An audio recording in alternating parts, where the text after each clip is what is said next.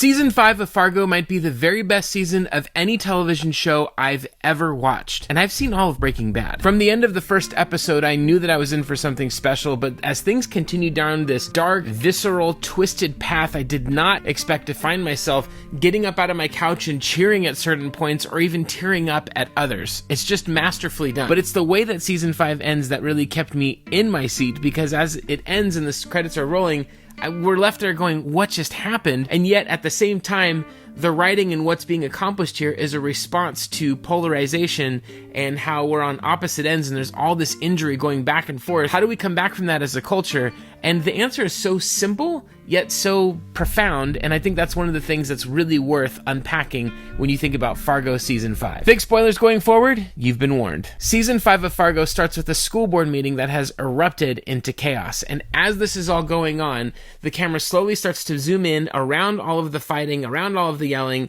onto our protagonist, Dorothy Lyon, and her daughter, Scotty. And as the camera zooms in on Dorothy, she looks like any other mom from any other part of town that you would see at the grocery store with her kids. She doesn't look like she's anything special or not special. She just looks normal. As Dorothy and her daughter are leaving the school board meeting, she tases a police officer, which ends up leading to her arrest by Deputy Indira Olmstead. This sets off a chain of events that last over 10 episodes of extremely violent, dark, visceral, and ultimately thought-provoking episodes that, as we got into episode 10, I was going, if they can land the plane on this is going to be amazing, and well, we'll get to that in a moment. I've watched every season of Fargo. I thought season 1 was incredible, incredibly dark, but incredible. Season 2, though, somehow managed to top it. Season 3 didn't do much for me. Season 4, I think I liked it more than most critics did, but season 5, when it came along, I was the palate was cleansed. I wasn't really sure what to expect. I wasn't going into it thinking, what are they going to do this time? I was just like, I hope it's good. When the idea of a Fargo TV series was announced, I was not on board. It felt sacrilegious to take one of the Coen brothers' very best films and try to make it a miniseries, which is what I thought that they were doing.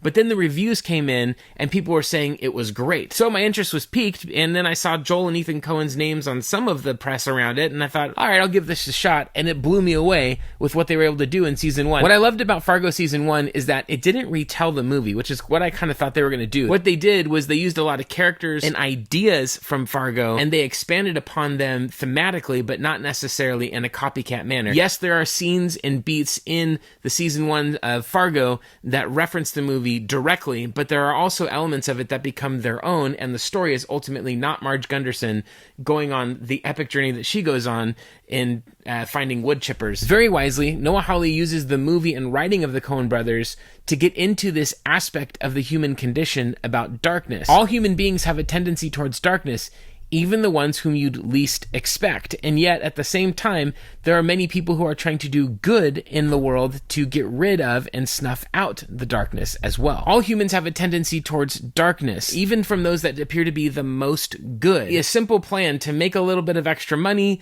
that you have to do a couple of unethical things, that ends up having ripple effect consequences that go way beyond what you thought, and how that ends up destroying lives. That is the very heart of and the essence of sin and the idea of sin, which this season gets into in a very explicit manner by having a sin eater. That darkness that people have contrasted with the light that many people have, and when those things go up against one another, I think Hawley's done a brilliant job exploring all of that in this TV series. There's a great interview in Variety with Noah Hawley where he says the following: "There's always something every year that's rooted in Marge's line from the movie, and for what? For a little bit of money. The crimes that people commit for either money, desperation, or greed." That light and darkness that exists in all of us, and that juxtaposition of all of those feelings, isn't just a recent phenomenon, it's ancient, it's biblical. There's a sense that these sometimes connected storylines in all 5 seasons of Fargo share really common archetypal character traits, tendencies, and motivations that are ultimately incredibly compelling. Regarding this season, Hawley is quoted as saying, "This year I wanted to look at debt, which is something so many Americans suffer from and really defines people's lives, but isn't usually dealt with in our fictionalized dramas. But in addition to collecting debt, it's the juxtaposition that Hawley provides in forgiveness of debt that really broadens the thoughts and feelings around this that I think really had the greatest impact in maybe the show's history, because he's talking about something very current, which is the current political climate and polarization that we're experiencing as a nation. and how our conversations back and forth aren't built on listening and trying to understand one another. They're built on gotcha moments and memes and all of this stuff that doesn't really do anything but further cement one another's positions and help us to really just double down on our positions and push us further away from one another, not bring us closer to one another to really finding good solutions. There are multiple primary ingredients that help to tell a great story in terms of television and film. First and most importantly is great writing, and season 5 has plenty of that. Then there's the visuals and the audio that come with that as well. Visually, there's beautiful cinematography, great ways that characters are framed, great shots of nature, all of that really set the mood of the ice cold weather and really feeling that is in this season of Fargo. Audio-wise, Fargo has always had a great soundtrack in each season and in the Coen brothers films just in general. I mean, Oh Brother, Where Art Thou is known for its incredible music, but I have to say that choosing the songs that they chose in this season were frequently, if not always, excellent.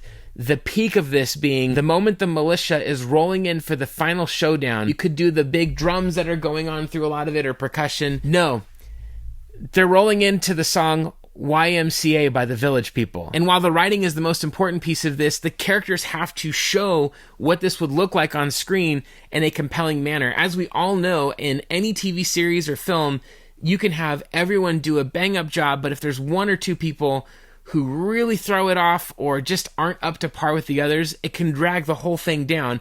And this season has some really incredible standout performances. The biggest actor praise that I've seen come out of this is for jonhamm in his portrayal of the character Roy Tillman. Roy is the sheriff of a small town who believes not in enforcing the government's law, but in God's law. In that way, he is an extreme alt-right Christian nationalist who abuses his wife, abuses his children, and is an all-around monster of a character. Anytime he is on screen, he is unpredictable with violence, with his words, with what he's going to do, but he is singularly motivated and collecting a debt of his own, which is the debt of, turns out, Dorothy is his ex-wife. jonhamm was outstanding. Anytime he was on screen, I was watching Roy Tillman. I was not watching Don Draper or any of the other characters that jonhamm has played, and yet at the same time, I felt like his range was pretty limited, and that's because Juno Temple, I think, is the real series season MVP. Going from who we see her in that opening school board meeting as this little woman who's cowering with her daughter to essentially slicing people's faces and doing everything that she does to survive and learning that she is called a tiger. She will do whatever it takes.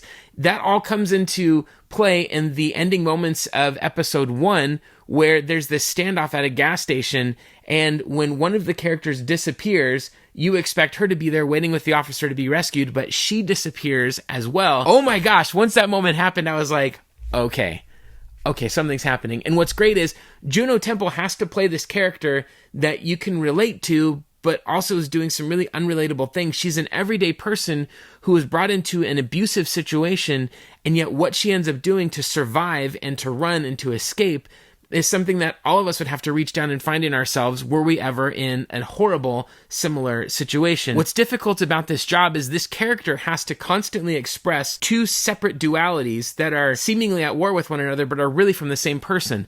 This one that just wants to be a wife and mother and be a regular, active community member who is part of things and has a loving husband and a loving relationship with her daughter. And then there's this other part of her who is fearless and can fend for herself and defend her home against robbers and can get out of situations that any of us would think, well, that's it, you're done. To be in those two polarities and in those extremes and to watch her grapple with all of that, she portrays it so well. I think she really is the series season standout for sure. Which isn't to gloss over Lamorne Morris, who is Winston from New Girl, here in this as Deputy Whit Farr. There were moments in the story where I was shouting from my couch, "Come on, Winston! You can make it! Let's go, man!" Or Dave Foley as the attorney Danish Graves, or Joe Keery as Gator, the son who can never please his father, who will never be good enough, who sits in his room pumping himself up by chanting, "I'm a winner." He's so well portrayed and is relatable, especially if you've ever had a father who is a complete authoritarian in your life, or any parent who's a complete authoritarian in your life. There's an element of him that is just painful, but at the same time, it's done so well. I'm a winner! And then there's Deputy Indira Olmstead, who is this wonderful cop who's trying to do the right thing, trying to enforce the law, finds herself in this extraordinary circumstances, all while being not supported by an uber narcissistic man-child of a husband, and that says something with all of the other pathology that's in this season of Fargo. My more complicated reaction, though, goes to Sam Spruill, who is portraying the character of Ol Munch. And I don't know that that's Sam Spruill, his acting. I think it's something about the character that I wasn't sure how to connect with or grapple with or understand him, which is a very Coen Brothers type of a character to have in one of their stories, where there's just this air of mystery and who knows kind of aspect of who they are. In many ways, he reminds me of Anton Chigurh from No Country for Old Men. They have a similar haircut, as does Billy Bob Thornton in season 1. There's something about these guys that all have this bowl haircut for some reason. He also has this way that he talks. He's very principled. He's very much about the letter of the law. If there's a debt, he is going to go collect it. And when it's paid, then he leaves you alone. There's something about all of that that is very mechanical. And then you go to this whole thing about sin eating. Sin eaters are these individuals who would eat a plate of food next to the deceased as a way of absorbing their sins. When doing so, that person would take on the sins of that person and essentially have some absolution. I don't fully understand it very well. Correct me if I'm wrong in the comments. But as a sin eater, what he says is that he has become sin. And the otherworldly nature to him, I can't tell if he's in that season a present day character or if he has some sort of mythical otherworldliness to him, that he is the same sin eater from the 1500s, or if that's a lineage thing. I was rewatching some of the series, and in episode 4, as Deputy Witt and Deputy Olmsted are reviewing the tapes of Deputy Witt's shootout scene with Ol Munch, and they're watching all the footage go back and forth, he says something to the effect of, maybe he's a ghost, he doesn't show up on camera, and ghosts don't show up on camera. I might be botching the lines a little bit, but there's enough things like that in it, in rewatching it, that I'm like, oh, that's interesting. I wasn't really sure how to connect with it, and in some ways that made it wonderful, and in other ways, I don't know, I just had a hard time connecting with it. Also, the fun little Easter egg of him saying, I'm a nihilist. He believes in nothing. He believes in nothing, Lebowski, nothing. Obviously taking from the movie The Big Lebowski. Well played. Man, they were nihilists, man. Huh? They kept saying they believe in nothing. The other character I had some mixed feelings about was Jennifer Jason Leigh as Lorraine Lyon, and her portrayal of this ultra-billionaire, biggest debt collector in the entire United States, super powerful, super rich. There was something about her accent that some have said online is, no, that's a pretty good North Dakota accent, and then you mix that with this ultra posh person, and those two things kind of coming together. Best you make excuses, you go back to wherever it is you were before you met. Her way that she spoke and everything was at times a little bit like, oh, is this real? But at the other hand, her acting, her presence on camera was always with a force. Anytime she was on screen, she commanded the attention of what was going on. And yet at other times, when she was on screen with Dorothy Lyon, her daughter-in-law, and watching them at the same time, it was really interesting watching chemistry-wise how they would play off of one another. But at the same time, Dorothy's not really intimidated by her. In fact, there's this great scene at the dinner table. If you want to tussle with me, you better sleep with both eyes open. You can tell that Lorraine has this transference towards Dorothy, where she's looking at her and sees something in Dorothy that's in herself, but she can't quite see that yet until it's pointed out to her later by Indira Olmsted's, the police officer, who says something to the effect of, she is you. She didn't run, she's not hiding, she's not trying to drag you into this, she's not asking for your money, she's you, she's a fighter. And there's something about that I think once that light bulb went off for her, warmed her up to it. I thought it was so good, and again, just a credit to the writing, and ultimately to the acting from all the performers as well. But for me, it all comes down to the writing. If the writing is good, then having the world's greatest actor do bad dialogue is frequently hilarious, because they're trying to make something sincere out of something so silly. Good. I can use every ounce of your rage. At the end of every episode, I was like, I have to watch what's next. I started watching it when 9 episodes had been uploaded, and 10 was going to be uploaded a few days later. The day that 10 got uploaded, I think it was like 10 o'clock at night, I started watching, I think I watched like 4 or 5 episodes in a row, because I was just so enthralled and so compelled by every dark, twisted place that the story went to, by the way that it handled very sensitive issues. There's something about writing about some of these topics that if you do it in a way that exploits the violence or that is needless, which you could argue some of the close-up shots of some of the violence is pretty needless, but at the same time, it also emphasizes something about what these characters are capable of doing and the stakes that are at play for everyone. But perhaps the most interesting thing is, for me in writing, is when you take a sensitive subject, and I'm just going to use the initials for it so I don't get demonetized here, but for DV, if you're going to write about a subject that has an incredible amount of sensitivity, you need to know what you're talking about. And indeed, Noah Hawley's background is that his mom had written some books about subjects related to abuse and DV in very extreme ways, and so he would actually interact with these people in real life who had been through these experiences, because they were part of what his mom was writing. And as she was writing this stuff, he would see them at his dinner table and they would hang out and talk. So he understood some of the effects of what it would be like to be in very extreme circumstances.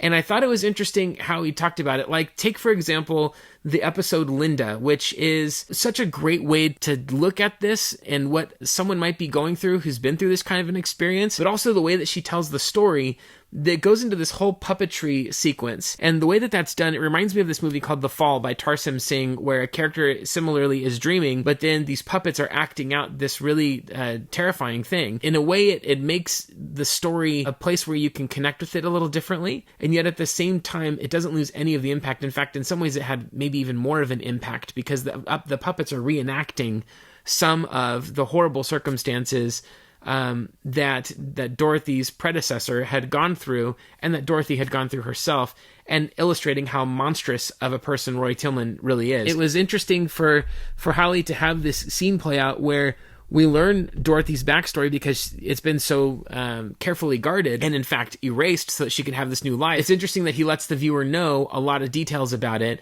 which for me as a viewer helped me to understand her character more, and connect with her more for more narrative impact ultimately. But it also says something about the writing that as we're watching these characters engage in these really horrible experiences that involve incredible amounts of violence, hostage escape, DV, shootouts, there's aspects of the way that this is all playing out that are like, I don't personally relate to having those experiences, but at the same time, I can understand how, if you were put in that situation, how the motivations that you feel could cause these things to play out. And the writing has to do that. I can't relate to the idea of Iron Man and wearing a suit that makes me fly, but the motivation to make such a thing, I can relate to that and to make something extraordinary. Hawley writes in such a way that really makes these motivations clear and understandable and relatable, and without that, it would have just been violence for violence's sake. And all of that tension and all of the what next made me so emotionally invested that at certain points, I was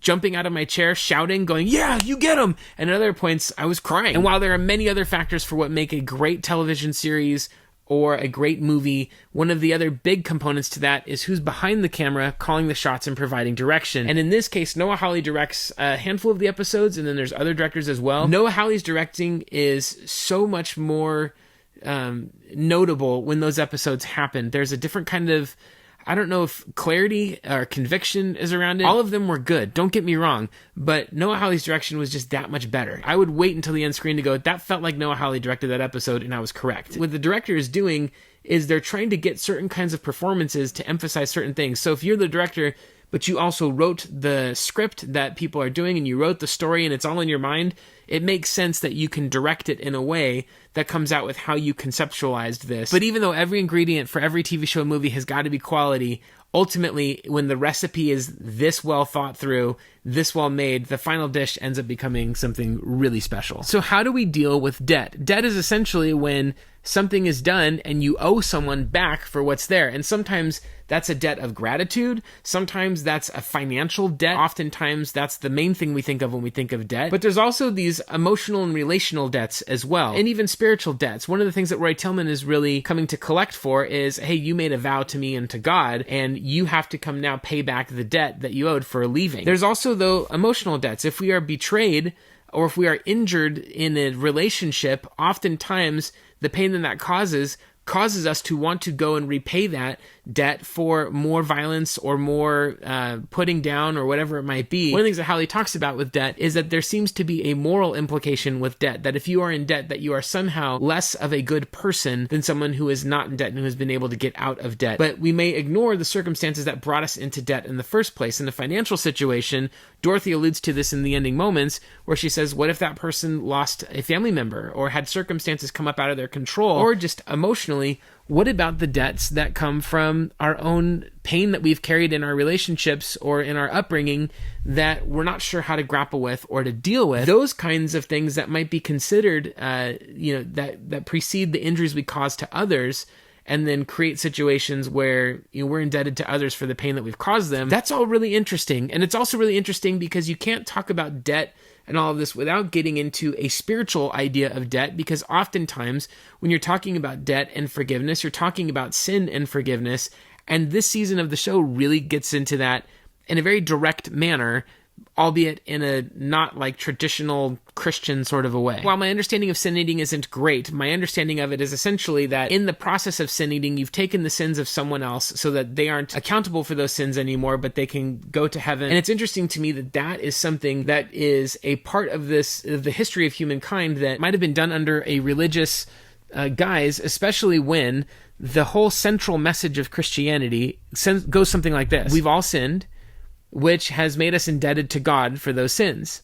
But God sent Jesus to absolve us of those sins, to take on all of those sins, and now the debt has been paid to God. No matter how many more times you sin, Jesus took it all on the cross. He paid it all. There's nothing extra you need to do. There may be relational consequences or other consequences for your sin that require boundaries from other people because of the sin, but ultimately, in terms of the big payment of that sin, it's already been done. It's finished. Knowing that that's the central core message of the Gospels and of Christianity, that then people who called themselves Christians would then say, but you can also eat this meal, and even though Jesus died on the cross, you can eat this meal as well. It's just a little bizarre to me. I wonder how this practice was born. I'm just uneducated on it and fascinated by it. I could be saying things that are completely wrong about sin eating just because I don't understand it. That it's central to this is important because I think Hallie is trying to get into the concept of debt payment and debt forgiveness, and he had to go to a religious place to do that. And I think that he did that in a really interesting way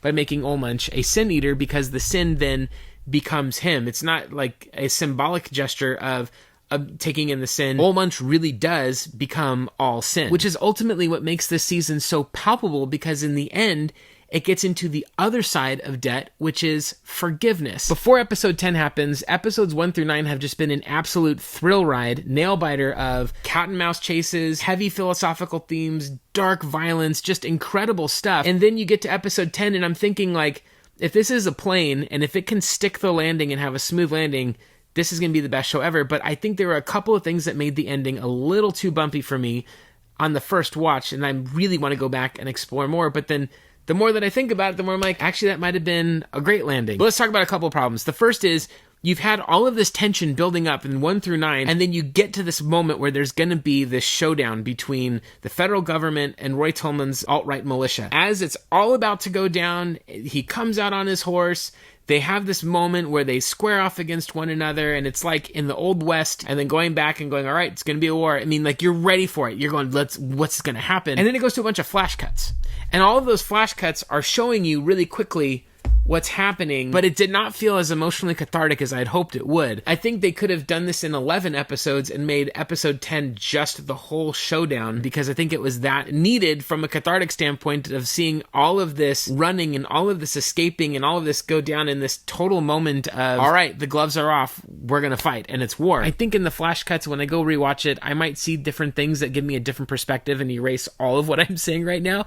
But as it was, in experiencing it in the heat of the moment, I was like, what? Which then leads to one of the most frustrating aspects that I had with this season, which is the outcome of Deputy Witt. Okay, spoiler, big time. First of all, why is Deputy Witt leading a team of super soldiers into battle? He's a deputy. Nothing against deputies, but it's to say, if you're thinking about strategic on-the-ground warfare, why are you leading a team when deputies maybe don't have that same skill set? The second thing is, He's just been with all of these guys. A bunch of shootout has happened. It seems to have calmed down, but Roy Tillman's escaped. And he goes down to this bunker and he looks at it and he goes in by himself. You just had all of these soldiers with you. Why would you go by yourself? This is either going to be a really cathartic standoff or it's going to be not. And it would... Winston! Now it comes to the final collection of debts between two major characters. After all the carnage has happened, we fast forward a year, and Roy Tillman is now in jail. And this was so satisfying. I'm so glad he didn't die in a blaze of glory for his cause, which would have been just such a frustrating way for it to end. But Hallie did something really smart. He let Dorothy get a shot on him, but then also... when he gets put in jail, Hallie has a really interesting way to let this monster live in the hell that he's put others through for the rest of his life on Earth. It was so satisfying and so smart, but also so unsettling and disturbing at the same time. I thought it was brilliant. As the sequence ends, I pause the episode. I'm like, there's 20 minutes left. What are they going to do? And you go to Dorothy, and Hallie said he wanted to get to this moment and show that Dorothy's guard is down. She's probably no longer wiring up the windows. The dust has settled. Everything's good. You had to have her coming from that point in order to have the next moments play out, which I think is really smart, that it wasn't like, a week later. Old Munch reappears, and he shows up, and they sit down and they have this conversation. When the camera pans around and we see Old Munch sitting there, I was like, is this going to be a Friday the 13th ending or The Departed kind of an ending where you think everything's fine, but then the ending happens? My brother and I were messaging about this moment, and he said someone on Twitter mentioned that when they opened the soda bottle, it almost references communion, that's the drink, and then later the biscuit is the bread, and when Old Munch eats the bread and he tastes forgiveness, he has delight. Old Munch is still not sure if he's going to kill her or collect his debt or not, and you're watching all of this play out, and it's incredibly tense, but I was also kind of like, no, don't, just come on. Like, don't do this. It was so, silly and yet unsettling and tense. It was all of these different feelings going on that made the whole sequence hard to focus on the dialogue because I was just so, what is going to happen? And they're dripping in all of this humor with Wayne and with Scotty, and Wayne kind of interrupting in the conversation, and Old Munch is deadly serious, and we don't know as an audience, we know what he's capable of, and we don't know if he's going to enact that now, and we don't know how Dorothy's going to handle this as well either. But then she shifts the whole conversation around forgiveness of debt. I mean, it's pretty wild because we just watched this scene happen where a man learns that he's going to be paying back his debt for the rest of his existence, and it's still not enough time to pay back all the debt that he owes, and this scene is going to end with forgiveness biscuits, which then caused me to go back to Noah Hawley's words about what he was thinking when he was writing this season about debt and ultimately forgiveness. Where it ended up for me was struggling with this question that a lot of us are struggling with, which is how are we going to get past this polarization and this sense of mutual injury? I landed on the idea of forgiveness. The fact that the season starts with a brawl in a school board meeting is a little too relatable. I know in my local school boards, things are really chaotic right now. And while I don't know that they've gotten to that point as what you see in the episode, they could. All it's doing when you argue back and forth with someone online, has anyone's mind ever been changed because someone was like, you're right? It seems that no one is arguing back and forth with the intent of learning something new, having some empathy for someone else's life experience and what it must be like to be them. But instead, what they're doing is we are dehumanitizing one another and turning each other into these caricatures of talking points from the sources of information that we're getting, whether you're on this side of the argument or this side of the argument. Propaganda is this thing where anytime you look at someone else, they aren't a human being anymore. They're a caricature of ideas and of philosophies, and that is all that they are. They become their arguments. They don't become a real person. And one of the things that really, I think, drove this home is the moment that was so touching that brought tears to my eyes with Gator and Dorothy at the end. Gator's gone through a horrible circumstance, and he's sitting there and he knows his fate. He's about to go to jail, and he suddenly starts talking about the kinds of cookies he would like to be brought to him by Dorothy when he's in jail. Up until this point, he's been this other mini monster that, Roy Tillman's mini monster.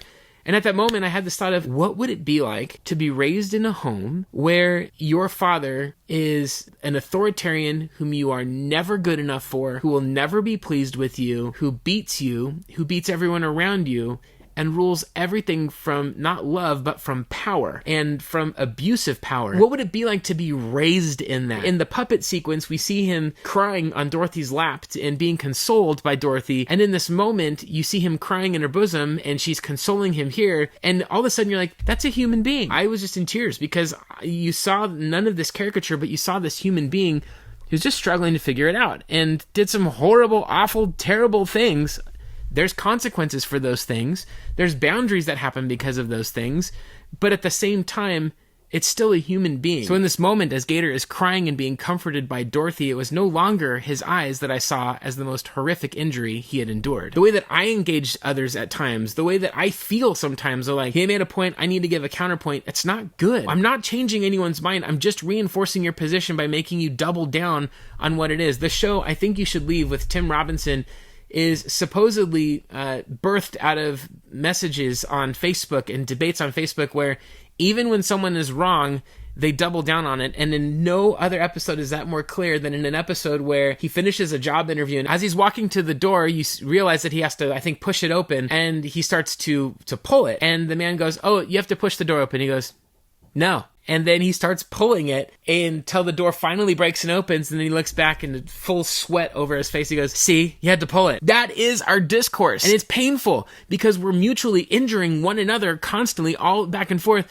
But the idea of saying, I need to maybe offer some forgiveness, but also I need to receive some forgiveness. That's the thing that we kind of have to figure out how to get to the middle on, is to get back to discovering and exploring the fact that these are just real people. We are all human, real people, and operating with some sense of kindness or understand, asking questions not to trap you in your argument, but asking questions to understand you, or realizing, you know what, strangers on Facebook, on Instagram, on wherever, this is probably not the place where I'm going to have some meaningful discussion and dialogue. Love truly does end up being the thing that transforms us and makes things better, not force. And that's a huge and important thing that we all have to take and learn and apply. So how does the polarization stop? Well, Hallie's answer here is really simple, but really profound.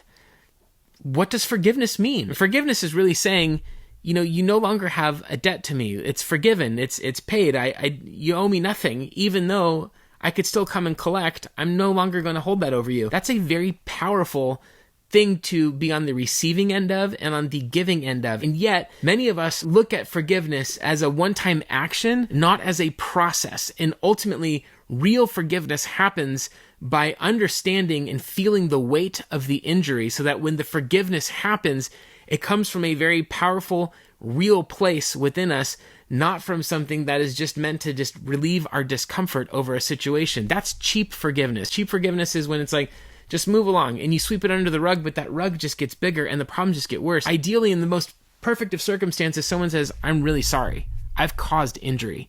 I know what I've done, and I can list the ways that I've caused injury. And there may be things that I can't list that only you can tell me, but I recognize it and I feel bad about that. And it's still your choice. No forgiveness ought to come with pressure. No forgiveness ought to come with manipulation or with a timeline or a deadline. It has to come from sincerity in order for it to really be actual forgiveness. For some of us, going through the process of forgiving someone, it's something that we need to, I benefit from meeting with a therapist or someone that you can sit with and process this information with and really understand what you're doing, and not only relieving it to relieve the situation, but ultimately to relieve yourself of the situation as well. If we were to go back and forth and collect debt on all of the injuries that we have caused one another, we'd have an eternity of constant debt collecting that would essentially run us out and make us more and more polarized and distanced. And yet, as beautiful as all of this is, boundaries are still absolutely necessary. In fact, some people whom you decide that you're ready to forgive, you may never be ready to reconcile with. And as painful as that is, some of the pains that we've gone through, some of the betrayals are so egregious, so traumatic even, that trying to reconcile with that person is just not realistic. Some of those betrayals are so painful and so damaging that to reconcile with that person would be to put ourselves in another place of being injured yet again. But I do know that when I've been able to forgive someone else, or when someone has forgiven me, that amount of love has been able to heal so many wounds. To borrow thematically from the show, you might even say that to forgive or be forgiven can be as sweet as a biscuit made with honey. Thanks for watching. Take care.